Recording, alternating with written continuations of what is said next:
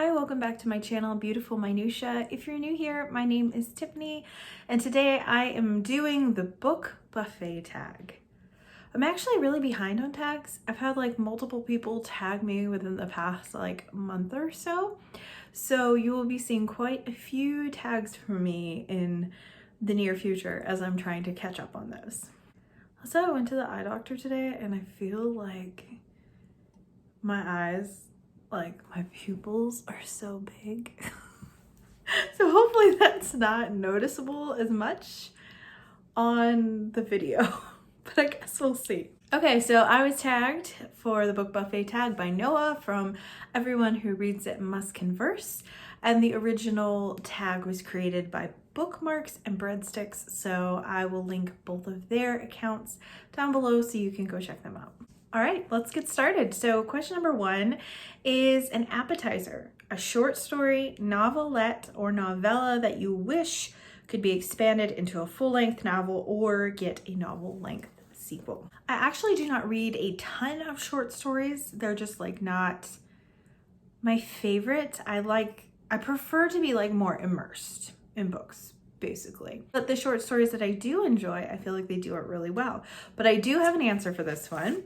I have been reading a lot of Poe recently, which you may have seen if you have watched my September reading wrap up, and I have enjoyed a lot of the Poes in here.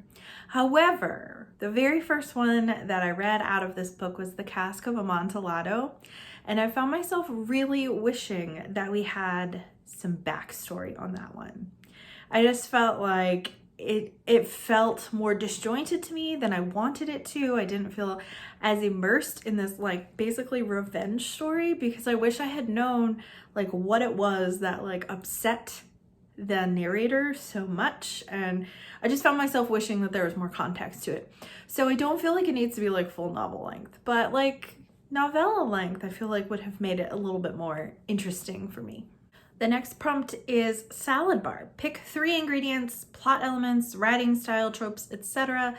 that would be your ideal book salad. So I think since like the main thing about a salad is the lettuce, there's more lettuce or greens than anything else, I would say that that would have to be character development because that is the most important thing to me out of anything else. Like give me all the deep, rich character development. I don't want a plot-driven novel. If it's got a great plot in it, that's great. That's just an added bonus. But if I don't care about the characters, I'm not going to care about the plot. It might be entertaining for a time, but that book will not really stick out in my memory. I think that's a reason why I love classics so much, is because a lot of them do have more deeper characterization and a more slow-moving plot. And I've just found that that is kind of what I prefer a bit more, and I haven't found as many newer authors that do that quite to my liking. I mean, I know literary fiction is known for that, but I don't always love like newer literary fiction. Not that there's like anything wrong with literary fiction, but I just feel like sometimes I'm just not smart enough for it, I guess. So, but I think that's why I love classics so much, is because of the deep, deep characterization that a lot of them do. I'm kind of picking a slash for the tropes that I'm going to put in here.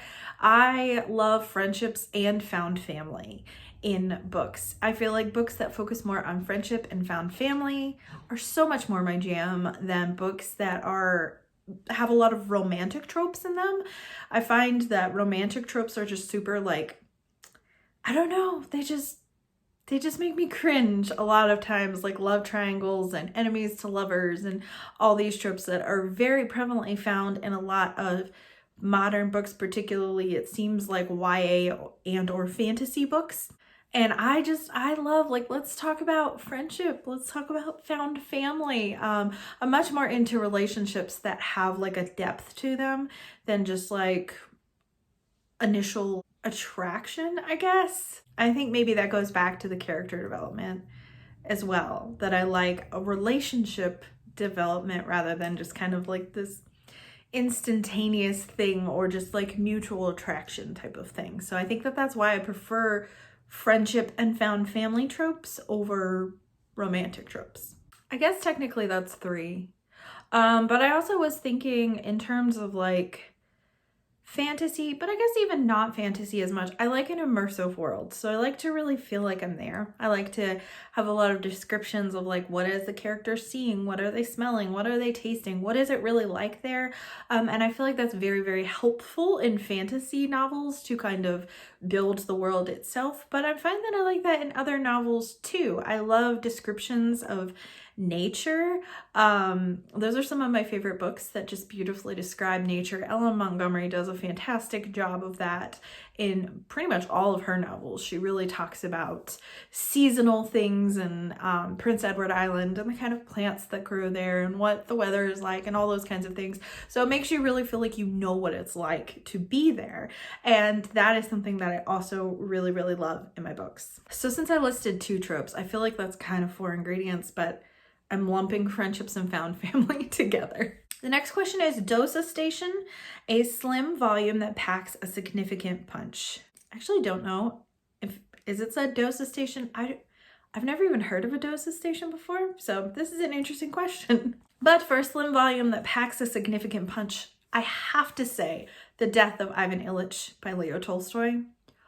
Oh my gracious. Guys, I love this book so much. I have talked about this book on my channel multiple times this year. I just read it in June, I think, and it is one of my favorites that I've read this year. It's just so wonderful. And I think that Tolstoy is really intimidating because you look at books like Anna Karenina, you look at books like War and Peace, and they're just like these massive tomes. But The Death of Ivan Ilyich, it's really short. I want to say it's around 50 pages, I think. Yeah, my edition's 53 pages, so it's very short, which makes it really accessible and a lot less intimidating for people who maybe want to dip their toe into Russian literature or Tolstoy in general. This book follows the title character, Ivan Ilyich, and basically he finds out that he's dying, and it's kind of an examination of what is a life well lived, like what does that look like, and his relationships with people around him as he feels like he's dying, and they're kind of like downplaying how he feels about that. And I don't know, there's just a lot of relationship dynamics that are very interesting, but also a lot of just deep thoughts and conversations about what does it really mean to have lived a fulfilling life and to be at peace when you're dying. And so I finished this little tiny book and like stared at the wall for a really long time afterwards. It was just like so thought-provoking and so wonderful. So highly, highly recommend this one. The next question is Pasta, a book that brings you comfort and leaves you fully satisfied and content when you're done with it.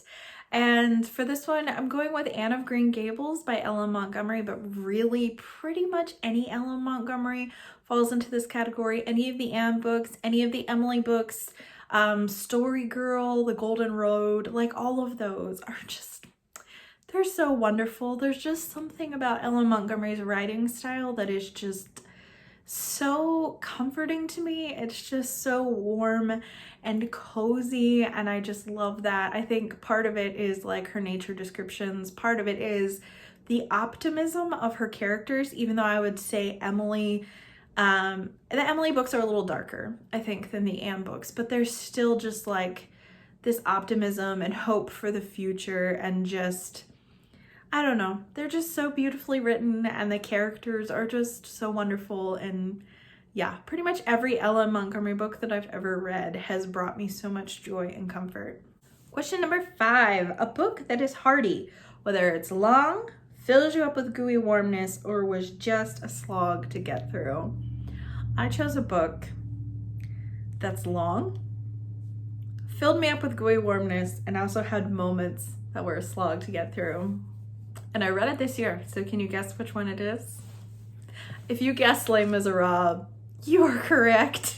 I just read this prompt and I was like, yeah, that fits it all. I read this book over the course of July, August, and September, so I have talked about it recently and at length. I had so many weekend reading vlogs where I just talked about this book. So I've talked about it at length in my channel. You're probably pretty familiar with this story because it's had a lot of adaptations, both in Broadway musical form and in just film form. I read the unabridged version, which is, my edition was close to 1,400 pages, I believe. So normally I feel like unabridged is the way to go, but if you're intimidated by the size of this book, I would actually encourage you to pick up the abridged version, because there's a lot of side tangents that are not necessarily relevant to the plot and are more historical in nature. So I would totally recommend the abridged version for this as well. The abridged version's like 800 pages, so it's not like it's tiny either. But yeah, this is just such a good book. It was well worth it, but there were moments that I did slog through. Question number 6 is bread. Something you and your friends fight over while waiting for your dinner is the bread basket. Talk about a book you fight with other people about. Okay, this is a weird question because, like, do you guys fight over the bread basket when you're at a restaurant? Because I feel like when I go, like, with friends or family to a restaurant where there is a bread basket, like, nobody takes the last thing because everyone's like, oh, I don't want to be the one to take the last piece of bread because someone else might want it. You know, so it's kind of like the opposite of fighting. And also, I have never fought with anyone over a book. Ever. Because reading is very subjective. Just because I love a book doesn't mean that you will, and just because you love a book doesn't mean that I will love it. And that is one of the wonderful things about books in general, is that there is a book out there for every single reader. There's so many different genres. So I don't feel the need to, like, fight with people over books. It's totally cool if we disagree, if you don't like the same books that I do.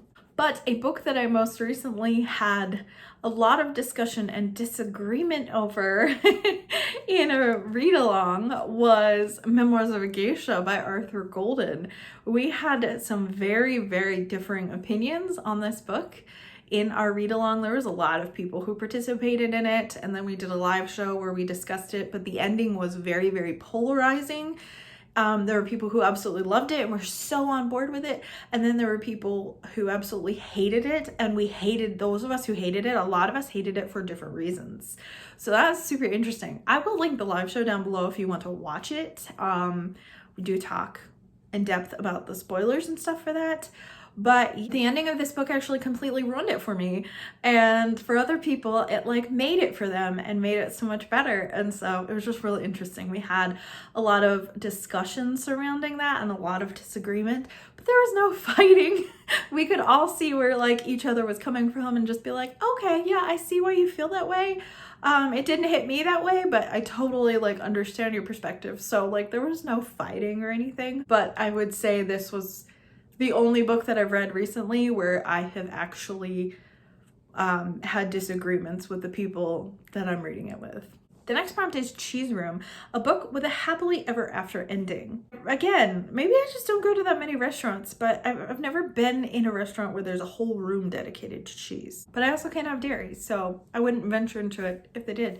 Anyways, totally not the point. When I was watching Noah do this tag, it was really interesting because he talked about, like, how isn't that kind of spoilery to talk about a book that has, like, a happy ever after ending? And I was like, yeah, that's a pretty good point, actually.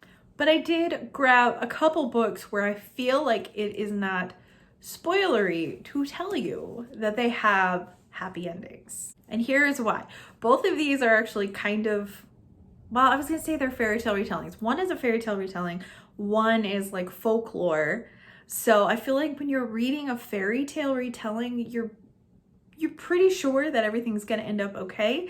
So, because that's just how fairy tales generally are. So I feel like that's not spoilery to tell you that. So the fairy tale retelling I chose for this was Goose Girl by Shannon Hale. This was a fairy tale I'd never even heard of. Like, it is actually a fairy tale called The Goose Girl, and I had never heard of it before I read the Shannon Hale book, and this is excellent. This is actually the first book in a quartet called The Books of Bayern, and I read book 2 and didn't like it at all, so I never continued on with the quartet. But The Goose Girl itself is amazing, and it's enough of a story wrapped in of itself, like the characters carry on into the future books, but they this book is, like, its own entity, so to speak. Like enough of the threads are wrapped up that you feel like satisfied in the endings. It's not like there's like this big cliffhanger for the next book in the series. It's not like that at all. So, but I do really recommend this book. I think it's really sweet and really fun. And when you pick up a fairy tale retelling, you are pretty much expecting it to have a happy ending, especially because this is, I think it's considered YA, but it's very like childish feeling to me. Probably because it's a fairy tale retelling. And the other one I wanted to mention is rooted in Chinese folklore, and it's Where the Mountain Meets the Moon by Grace Lin. This is a middle grade book. So I think that's another thing, is that with middle grades, you typically associate a middle grade book with a happy ending, because that is often what happens. So this book is about a girl, Minli, and basically she decides she wants to change her family's fate because they're very, very poor.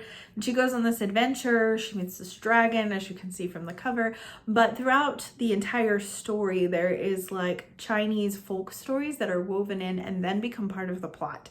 So I found it very uniquely told, and I just absolutely loved this book, even more than I was expecting to. Even though a lot of people had said they loved it, I just really thought it was absolutely wonderful. And the little folklore stories are kind of like separated in the text like that, which I didn't realize, because when I first read this book, I actually listened to it on audio when I was on a road trip with my daughter, and this was what we listened to. So then I bought the book later because it's amazing, and flipped through and realized it had some cute illustrations, and that the fairy tales are kind of a little bit more differentiated in the text than they were in the audiobook. But the audiobook is really excellent also. The next question is chocolate fountain. When you read a new series or author, do you dip in and out, or do you read it all back to back? I would say I tend more to dip in and out, because I don't usually find a new author and then just exhaust myself on that author. I tend to space it out. So I might space it out in that I read one book a month by them, or maybe it's spaced out even more. But I found that for some authors, I will enjoy one book by them, but then if I read more back to back, I kind of can see similarities in some of the plots for their stories are super similar, which then really detracts from my enjoyment when I read them more close together. One exception to this is when it's a series. A lot of times I will read it more back to back, but even lately I have not been doing that. I used to just kind of like knock out series, especially series that have cliffhangers at the end of books, which is fairly typical for a lot of series. But I don't really do that anymore, and I think it's because I'm much more organized in my TBR than I used to be. So I have a lot more buddy reads and read-alongs, so when I'm reading sequels to books, I have to space them out. So it's more like if I'm reading a series, I'll usually read one of those books a month, and that's usually it. So it's a lot more spaced out than it used to be. I mean, basically it just comes down to that there's so many wonderful books and so little time. The last question says, who's invited to tag some foodie friends? I pretty much never tag people in these, because I don't always know who has done these tags before or not, but I'm gonna tag a couple just for fun. So first I'm going to tag Christy Lewis from Dostoevsky in Space, and partly because she actually really is a foodie friend. She posts so much about stuff that she cooks and stuff on Instagram and then in her vlogs and stuff, and I always want to eat whatever she is making. So she's actually legitimately a foodie friend, so I'm tagging her in this. I'm also going to tag Stephanie from Miss Richards Reads, because I would love to hear some of her answers to these questions. We have a lot of similar tastes, especially in classic books. And then lastly, I'm going to tag Becca from Hicks Picks Books. I don't know if Becca has done this tag or not before, but it's a super fun one, and I would love to hear your answers, Becca. If you have a BookTube channel and you think this tag sounds interesting, I would absolutely love it if you joined in too. Feel free to tag yourself, and let me know if you have done this video before, and you can kind of like leave it in the comments below. I would love to watch and hear your answers. I will have all the questions listed in the description of this video, so if you're watching along and you would like to share some of your answers or all of your answers in the comments below, I would love to chat with you to see what your answers are as well. As always, thank you so much for watching. If you like this video, please hit like and also subscribe so you can continue to see more bookish content from me, and I will see you again next time.